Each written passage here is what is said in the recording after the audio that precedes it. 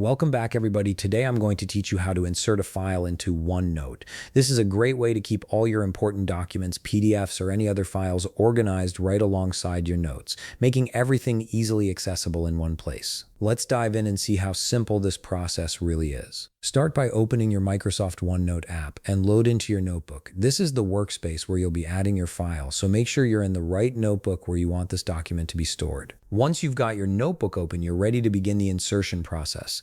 Once your notebook has been loaded, head to the Insert menu at the top part of your screen.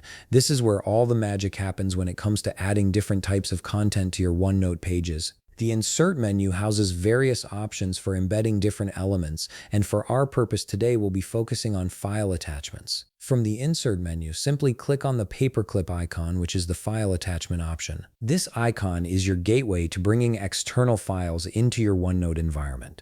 Clicking it will open up a File Explorer window, giving you access to all the files stored on your device.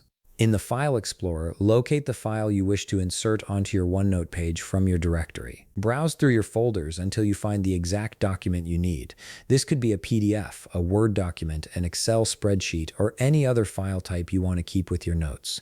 Once you've found it, click on the file to select it. After selecting your file, click on Insert to complete the process. You'll immediately see an icon added to your OneNote page representing your attached file. This icon serves as a direct link to your document, meaning you can access and open this file anywhere from your notebook once it's attached. The beauty of this feature is that your file is now permanently linked to this page, making it incredibly convenient to retrieve whenever you need it without having to search through your computer's file system. And there you have it. You've successfully inserted a file into OneNote. This simple feature helps you keep all your related materials together, creating a more organized and efficient workflow. If you found this video helpful, please leave a like, subscribe, and see you in the next video.